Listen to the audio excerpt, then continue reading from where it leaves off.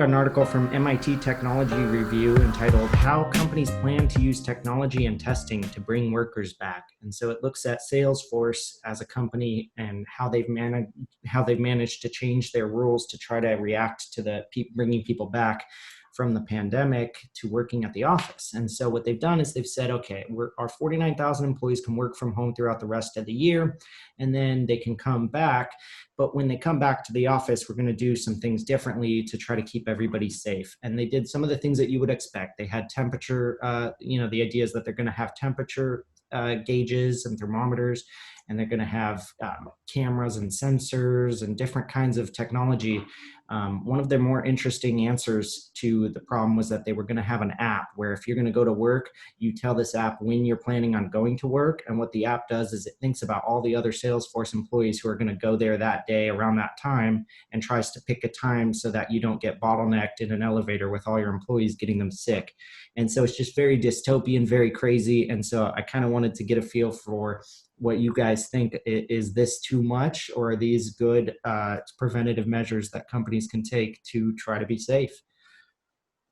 I think, and this is just my opinion, when I was reading this article or you had posted it, the thought that entered my mind was, yeah, if you have the infrastructure and the free cash flow to start implementing a lot of this stuff, it sounds like a good idea and probably should be.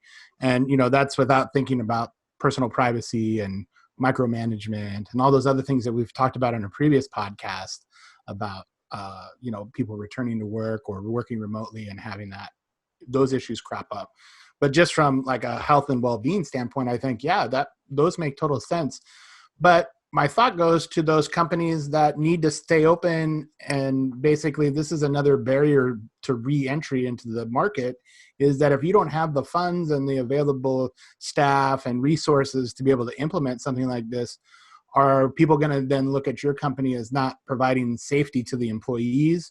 Are you going to be hampered and have to have social distancing and lower numbers inside an office and support an infrastructure that you weren't budgeting for? To have people to even return to some semblance of normal work, I think it puts a real burden on those smaller companies as to how that's going to work. And in lieu of a vaccine or testing that's available for everybody to be able to know if you're coronavirus free, to be able to be in public places, I think is a real hindrance and a barrier to entry for businesses trying to re-enter the market that just isn't thought of right now. And so I guess my heart goes out to those companies that are in that situation. Oh, definitely. Because one of the things the article talked about was they're going to have these touchless kiosks. And so if you want to really follow suit for Salesforce, you're going to need to get in touch with your touchless kiosk rep to let everybody into the building. And like you said, that's just not happening in small businesses. And so, yeah, it's definitely not a level playing field there. I agree. Well, and I think that's, I know when you're talking about small businesses, that we're talking about like an office setting specifically here, right? Is that I also know kind of the flip side of it. So many entrepreneurs and small business operators that are like hell bent on getting back into the office, and I think they have to consider these things that you're talking about and really kind of step back and say, well, is it really worth it? Am I really going to incur the costs of some infrastructure and the hassle of ensuring that the PPE is there and that people are maintaining social distance? For example, here in Portland, Oregon, in the metro area, the way the Oregon rules work, my understanding of them is that, you've got to follow these rules in terms of maintaining social distance between your employees.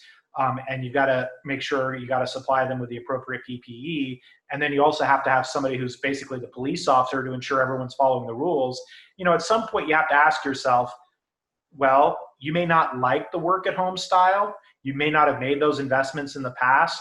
And maybe you've been reluctant to even make those investments over the last couple of months, even though you've been kind of forced into it. I know there's some that have still been reluctant to really invest in changing their way of doing things. But I think, there's a real financial penalty here to not changing your ways. So I think I would encourage those kind of holdouts to really consider these alternatives. That, is it really true that you need to get everyone together in the office? And maybe it's not as true as you think it is. Maybe you really should rethink working at home. Well, and especially when you realize that a lot of that cost is sunk. I mean, it's what you're saying, but just to kind of put it in other words, I mean, like, yeah, if you're going to spend that money either way on the tech, or you're going to spend it on, the issues that you have from letting people work at home, you're just picking the lesser of two evils at that point. And so sometimes the difference isn't even that much. And so it's better to just accept the new reality, you know?